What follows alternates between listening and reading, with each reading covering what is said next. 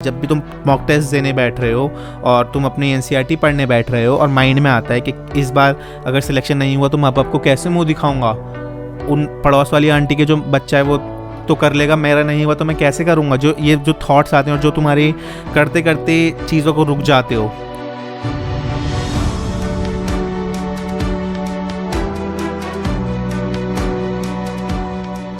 Hello everyone, welcome back to my YouTube channel. This is Bakar Riaz, currently second year math student at UCMS Delhi.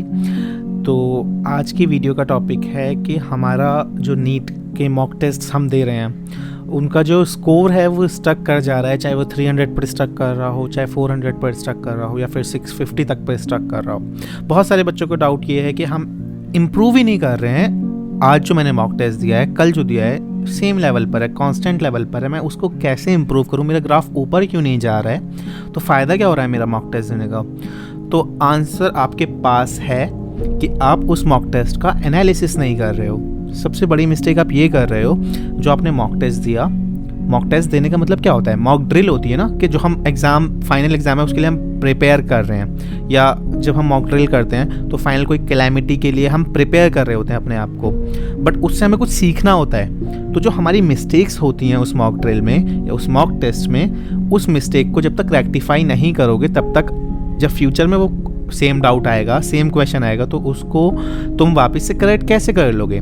For example तुम्हारी 720 में से 600 marks आ रहे हैं इस time पर, 120 marks जो गलत हुए हैं वो है तुम्हारी जो जड़ है, जहाँ से तुम्हारा स्कोर इम्प्रूव होगा अगले टेस्ट में। जो 600 आए हैं वो तो आए हैं, उन पर खुश होने की ज़रूरत नहीं है, बल्कि उन 120 नंबर के जो क्वेश्चंस आपके गलत हुए हैं उनको अगर आप सही कर लेते हो आज के मॉक टेस्ट में, वो होता है कि आपने आज 2 से 5 मॉक टेस्ट दिया, 5 से 5:30 बजे तक आपने ब्रेक लिया, 5:30 से 6 चेक किया, 6 बजे के बाद आपको एनालिसिस करना है 2-3 घंटे कि मेरे कहाँ से क्वेश्चन गलत हुए, उनका सोल्यूशन निकालो, कहीं से भी निकालो, बुक में देखो कहाँ से क्वेश्चन वो पूछा गया है, उस कॉन्सेप्ट के पीछे, उस क्वेश्चन के पीछे क्या कॉन्सेप्ट था जो मेरा गलत हो, उस कॉन्सेप्ट को वापस से रिवाइज करो, अपने नोट्स निकालो, नोट्स में से उस कॉन्सेप्ट को पढ़कर उसके सॉल्व एग्जाम्पल्स देखो, फिर उस कॉन्सेप्ट से रिलेटेड 1-2 अनसॉल्व क्वेश्चंस करो, ठीक है, और फिर वापस से जब वो उस कॉन्सेप्ट से रिलेटेड दोबारा क्वेश्चन आए नेक्स्ट मॉक टेस्ट में तो वो गलत नहीं होना चाहिए।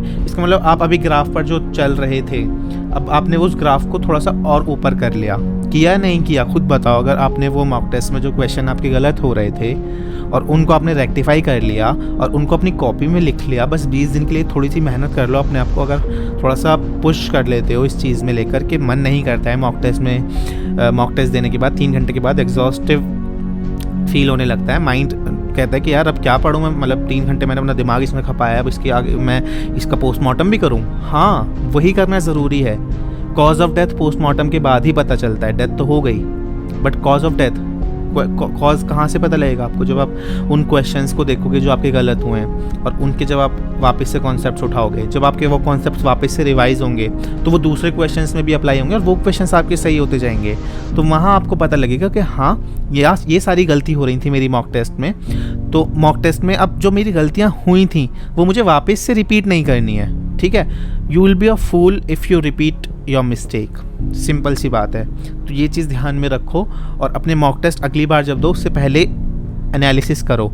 अपने आप को आज वादा कर लो कि जब मैं मॉक टेस्ट दे रहा हूँ, अगर मैंने एनालिसिस नहीं किया मैं अगले मॉक टेस्ट पर जाऊँगा ही नहीं, ठीक है। तो जब तक तुम अगले मॉक टेस्ट पर जाओगे नहीं, उससे पहले तुम्हें एनालिसिस करनी ही होगी। वो तुम डिसाइड कर लो, सेम डे एनालिसिस करनी है, अगला दिन भी बर्बाद कर लेना है। 20 दिन तुम्हारे हाथों में है और 16-17 लाख बच्चे हैं, तो जो भी मेरी वीडियो देख रहे होंगे उनको तो कम से कम अकल में आई ये चीज़ कि हाँ मैं कैसे अपने मार्क्स इंप्रूव कर सकता हूँ। जब तुम्हारी मिस्टेक्स रेक्टिफाई होंगी तब जाके तुम्हारा जो मार्क्स हैं, मॉक टेस्ट में जो मार्क्स हैं वो इंप्रूव होंगे। धीरे धीरे करके स्टेप बाय स्टेप तुम जब 20 दिन है, कम से कम 10-15 मॉक टेस्ट दे दोगे, 10-15 दिन तो एवरेज लेके चलते हैं, 11-12 मॉक टेस्ट दे दोगे 20 दिन में, तो तुम्हारा स्कोर ऑटोमेटिकली जो आज 500 है वो 650 तक जाएगा ही जाएगा। 150 नंबर का तो तुम 15 दिन में कर ही सकते हो ना। जो गैप है कवर उस कर लेते हैं आराम से। तुम एक बार अपनी ट्राई तो करो, कम से कम अटेम्प्ट करना तो स्टार्ट करो इस चीज़ को, और पेपर तो तुम्हें अटेम्प्ट करना ही है पूरा। ये मत सोचना कि मैंने 600 नंबर का अटेम्प्ट कर लिया तो 600 नंबर में तुम्हारे कहाँ से 620 आएंगे। ये पेपर ही 600 नंबर का अटेम्प्ट करोगे, 620 आएंगे कहाँ से, 20 नंबर कोई और ला के दे देगा क्या। तो तुम्हें पेपर अटैम्प्ट करना है एटलीस्ट 700 मार्क्स का। 180 में से 175 क्वेश्चंस एटलीस्ट करने हैं मिनिमम। एलिजिबिलिटी क्राइटेरिया मान लो कि 175 क्वेश्चंस करो, और उसके बाद फिर तुम देखो कि हाँ मेरे अब मार्क्स कितने कम आ रहे हैं। और जो नेगेटिव जा रहे हैं वो भी उनकी चिंता मत लो। नीट में नेगेटिव की चिंता लेना, अभी नीट में नेगेटिव, अभी जो मॉक टेस्ट हैं उनमें नेगेटिव की चिंता मत लो। और वो जो नेगेटिव हो रहे हैं उसको हमें कैसे पॉजिटिव में कन्वर्ट करना है, इसकी चिंता करो। और एक लॉ याद रखो ध्यान में कि law of conservation of energy can neither be created nor be destroyed but it can be changed from one form to another. So जो आपके नेगेटिव हैं, नेगेटिव एनर्जी, नेगेटिव क्वेश्चंस, उनको कैसे पॉजिटिव मार्क्स में बदलना है। पॉजिटिव जो हमारे नेगेटिव नंबर आ रहे हैं, जो मेरे गलत हो रहे हैं, उनको मैं कैसे बदलूँ। ठीक है, तो ये वाला लॉ याद रखना कि ऐसा पॉसिबल है। इस नेगेटिव फॉर्म को आप पॉजिटिव फॉर्म में कन्वर्ट कर सकते हो। Similar thing goes with anxiety and productivity. जब भी एंजाइटी माइंड में आ रही है, ठीक है, जब भी तुम मॉक टेस्ट देने बैठ रहे हो और तुम अपनी एनसीईआरटी पढ़ने बैठ रहे हो और माइंड में आता है कि इस बार अगर सिलेक्शन नहीं हुआ तो माँ बाप को कैसे मुंह दिखाऊंगा, उन पड़ोस वाली आंटी के जो बच्चा है वो तो कर लेगा, मेरा नहीं हुआ तो मैं कैसे करूँगा। जो थॉट्स आते हैं और जो तुम्हारे करते करते चीज़ों को रुक जाते हो, इस थॉट को तुम्हें चेंज करना पड़ेगा। इस थॉट प्रोसेस को ही तुम्हें बिल्कुल मॉडिफाई करना पड़ेगा, इस लॉ को ध्यान में रखते हुए कि मेरे जितने भी नेगेटिव थॉट्स हैं, तुम्हें जैसे वो आए, take a deep breath and for example जैसे ही वो थॉट्स आए, take a deep breath and relax your mind. और उसके बाद तुम जो भी तुम्हारे नेगेटिव थॉट्स आ रहे हैं कि कट ऑफ ऊपर तो नहीं चलेगी, उसका तुम ऑपोजिट सोच लो, जो पॉजिटिव सेंस में है कि what if I get selected in medical college this year, या फिर कट ऑफ इस बार अगर जैसे 2020 में गई थी इस बार कम नहीं हुई। तो ये सारे पॉजिटिव सेंस आ रहे हैं ना। अपने आप को इमेजिन करो कैडेवर का डाइसेक्शन करते हुए नेक्स्ट ईयर, होपफुली जब कोविड ख़त्म हो जाएगा और आपके मेडिकल कॉलेजेस खुल जाएंगे, तो जब आप फर्स्ट ईयर में आओगे आपको वाइट कोट पहन के कैसा फील होने वाला है वो इमेजिन करो।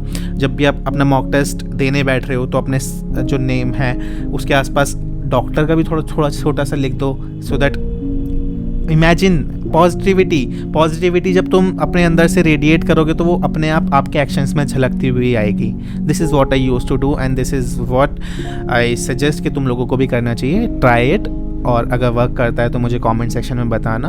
And don't forget to subscribe to my channel if you are new here, and do not forget to like the video obviously. Thank you.